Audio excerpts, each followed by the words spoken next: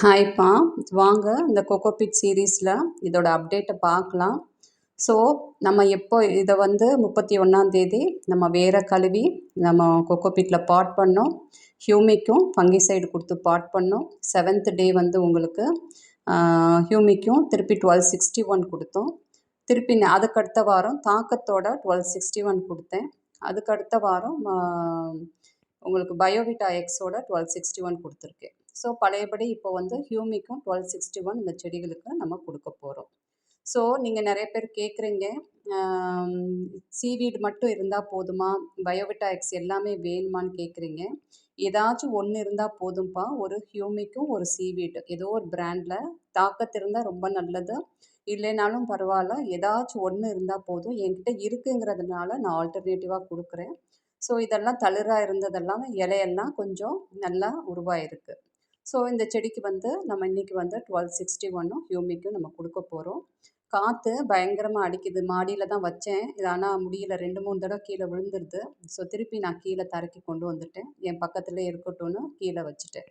So, இன்னைக்கு நம்ம அந்த 1261 1 லிட்டர் தண்ணி எடுத்திருக்கேன். இதில 3 பிஞ்ச் அதாவது ஒரு செடிக்கு 1/2 கிராம் அந்த மாதிரி 3 பிஞ்ச் குடுக்குறேன் பாருங்க. 1, 2, 3 3 செடிக்கு 3 பிஞ்சு, ஒரு செடிக்கு 1/2 கிராமுங்கிற கணக்கு குடுத்து, இதில நம்ம ஹியூமிக்க கொஞ்சம் மிக்ஸ் பண்ணிட்டு சாரி இது 1261 கொஞ்சம் ஹியூமிக்க மிக்ஸ் பண்ணிவிட்டு செடிக்கு வேணுங்கிற அளவுக்கு ஒவ்வொரு செடிக்கும் ஒரு 300 ml நம்ம குடுத்துற போறோம். பாருங்கள், இது வந்து ஹியூமிக் அதாவது நாவல் கம்பெனியோடது நான் வச்சுருக்கேன். இது நல்லாயிருக்கும் இந்த கம்பெனியோடது. நீங்கள் இந்த மாதிரி மிக்ஸ் பண்ணி இந்த செடிக்கு கொடுத்துடலாம். ஸோ, ஸ்டார்டிங்கில் கொஞ்சம் பொறுமை வேணும். பொறுமையாக தான் அது வளரும். ரொம்ப அவசரப்படக்கூடாது ஸ்பீடாக வளரணுன்னு. பொறுமையாக தான் ஒவ்வொரு செடி ஒவ்வொரு விதமாக இருக்கும். ஒன்று கொஞ்சம் ஸ்பீடாக வளரும். இவ்வளோ போதும் உங்களுக்கு ஹியூமிக்கு. நம்ம எடுத்து நம்ம மிக்ஸ் பண்ணி செடிக்கு கொடுத்துடலாம். இப்போ ரொம்ப திக்காயிடுச்சு. ஸோ, கான்சன்ட்ரேட்டடாக இருக்கிறனால கொஞ்சம் அளவை குறைச்சிங்கன்னா கரெக்டாக இருக்கும். கொஞ்சம் தண்ணியாக இருந்துச்சுன்னா நம்ம இன்னும் கொஞ்சம் கூட கொடுக்கலாம். ஸோ, இந்த மாதிரி மிக்ஸ் பண்ணிவிட்டு நல்லா ஆற்றிட்டு இந்த செடிகளுக்கு நமக்கு எவ்வளோ வேணுமோ அந்த செடிக்கு எவ்வளோ பிடிக்குதோ அந்த அளவுக்கு நம்ம கொடுத்துடலாம். இதை நல்லா நம்ம மிக்ஸ் பண்ணிடலாம். ஸோ, இப்படியும் நம்ம கொடுக்கலாம். முதல்ல நம்ம தாக்கத்தை ஊற்றிட்டு மேலாப்பில் ஸ்ப்ரிங்கிள் பண்ணிவிட்டு வெறும் தண்ணியை ஸ்ப்ரே பண்ணாலும் அந்த மெத்தட்லேயும் கொடுக்கலாம். 2 விதத்துலேயும் நம்ம கொடுக்கலாம். ஸோ, இப்படி தான் இந்த செடிகளெல்லாம் நம்ம ஸ்டெப் பை ஸ்டெப்பாக கொண்டு வரணும். ஸோ, நிறைய பேர் சாயில் மீடியாவுக்கு கேட்குறீங்க கொடுக்கலாமா அப்படின்னு. ஸோ, சாயில் மீடியா இதே மாதிரி வேற கழுவி நீங்கள் வச்சிங்கன்னா இதே ப்ரொசீஜர் தான்ப்பா. இந்த கோகோபிட் சிண்டருக்கு என்ன கொடுக்குறோமோ இதே ப்ரொசீஜர் தான் சாயில் மீடியாவுக்கும். என்ன உங்களுக்கு அந்த மீடியா வந்து சாயில் மீடியா ரொம்ப வந்து போரஸாக இருக்கணும். அந்த மாதிரி நீங்கள் ஒரு ப்ரிப்பேர் பண்ணணும்.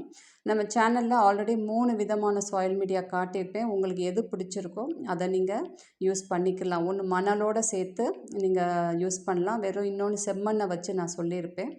இன்னொன்று வந்து உமியை வச்சு சொல்லியிருப்பேன். எது வேணாலும் நீங்கள் யூஸ் பண்ணிக்கிடலாம். பாருங்கள், இந்த செடிக்கு கொஞ்சம் ஜாஸ்தி கொடுத்துக்கலாம். இது என்ன கொஞ்சம் செடி பெருசாக இருக்குது. நிறையா கொஞ்சம் வேர் நிறையா வந்துருச்சு. இதுதான் 2, 3 தடவை கீழே விழுந்துருச்சு காற்றுக்கு. ஏன்னா பேலன்ஸ் பண்ண முடியல, கீழே விழுந்துருது. ஸோ, இந்த மாதிரி ஹோல்ஸ் ரொம்ப முக்கியம்.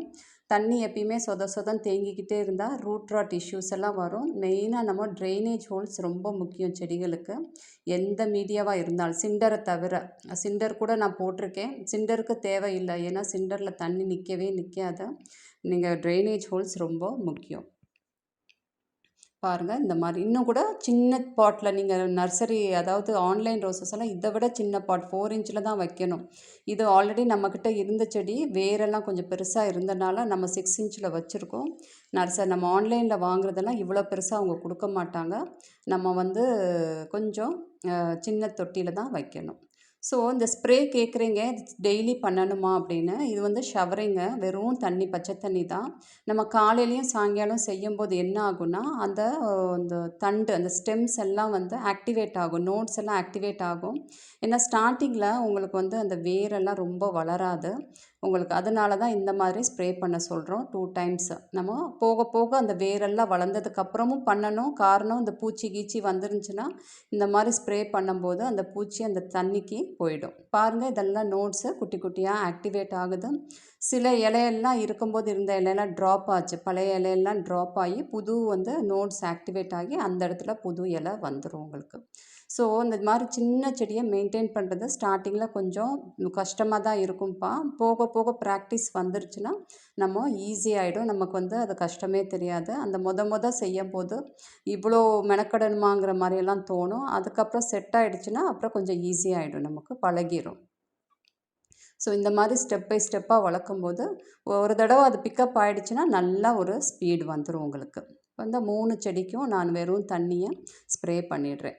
அப்புறம் இன்னொன்று மைக்ரோ 7 எப்சம் சால்ட்டு இதெல்லாம் ஸ்ப்ரே பண்ணும்போது அன்னைக்கு நம்ம தண்ணி ஸ்ப்ரே பண்ண தேவையில்லை. அன்னைக்கு வந்து நம்ம வந்து தண்ணியில் வந்து மிக்ஸ் பண்ணிவிட்டு இப்படியே நம்ம ஸ்ப்ரே பண்ணிடலாம்.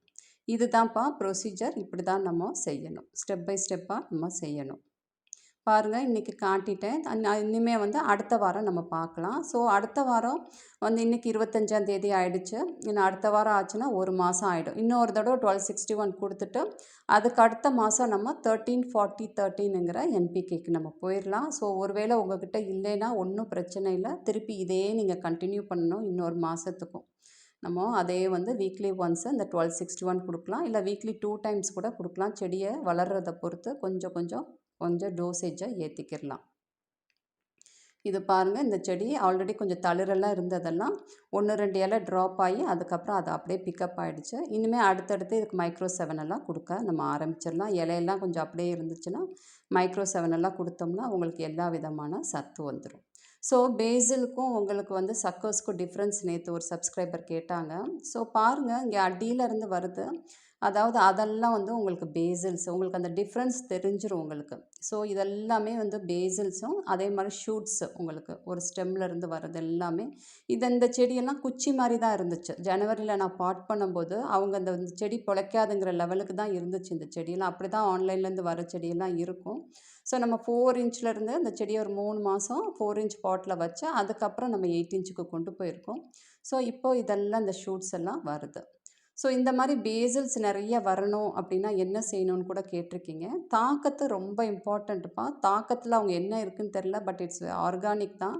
ஆனால் நல்ல ஒரு எஃபெக்ட் கிடைக்குது. நீங்கள் வந்து தாக்கத்தை மட்டும் நீங்கள் யூஸ் பண்ணி பாருங்கள், நிறைய பேசில்ஸ் உங்களுக்கு கிடைக்குது. என்னோட அனுபவத்தில் சொல்கிறேன். நான் தாக்கத்து யூஸ் பண்ணதுக்கப்புறம் நிறைய பேசில்ஸ் இந்த மாதிரி வருது உங்களுக்கு. அது வந்து ஒரு நல்ல ஒரு ஆர்கானிக் ஃபீடு. ஸோ இது வந்து சக்கர்ஸு உங்களுக்கு அந்த தாய் செடியிலேருந்து வரும் உங்கள் அடியில். அதாவது உங்களுக்கு அந்த ஆண் செடி அப்படிம்பாங்க. எதில் அவங்க ஒட்டு கட்டியிருக்காங்களோ அந்த ஒரிஜினல்லேருந்து வரும். அது வந்து சக்கர்ஸு. ஸோ இதெல்லாம் நான் இப்போ கட் பண்ண மாட்டேன். எப்போ கட் பண்ணுவேன்னா இது 8 இன்ச்சுக்கு போகும்போது தான் இதெல்லாம் நான் கட் பண்ணுவேன். இன்னொன்று இதை நான் மாற்ற போகிறேன். இன்றைக்கி வந்து நான் இதை மாற்றிடலான் இருக்கேன் 8 இன்ச்சுக்கு. ஸோ அந்த டைமில் இதை கட் பண்ணிடணும். ஏன் இப்போ கட் பண்ணக்கூடாதுன்னா, நம்ம பாட் பண்ண புதுசில் நிறைய இப்போ தான் வேர் விட்டுட்ருக்கோம். ஸோ இதை டிஸ்டர்ப் பண்ணோம்னா அந்த மெயின் செடிக்கும் டிஸ்டர்ப் ஆகிடும். ஸோ இப்போ வந்து ஓரளவுக்கு விட்டுருக்கு. இன்றைக்கி ஈவினிங் நான் இதை ரீபாட் பண்ணுவேன். அப்போ இதை கட் பண்ணிடுவேன். ஸோ நாளைக்கு இந்த சிண்டரை காட்டுவேன்.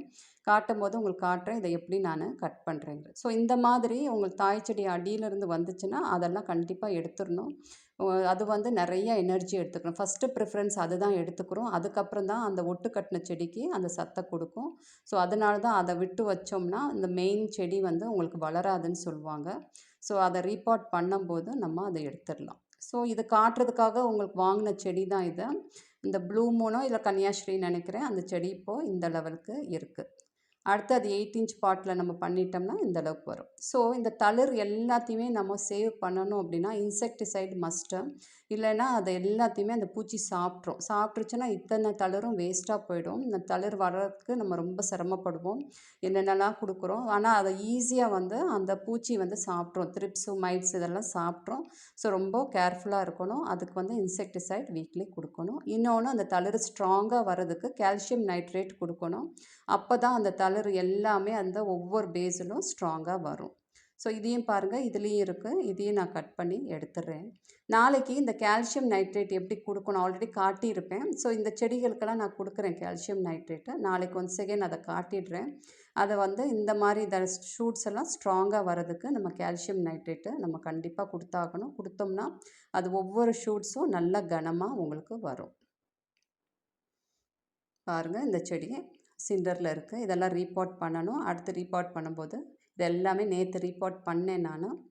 அடுத்து உங்களுக்கு காட்டுறேன் நான்.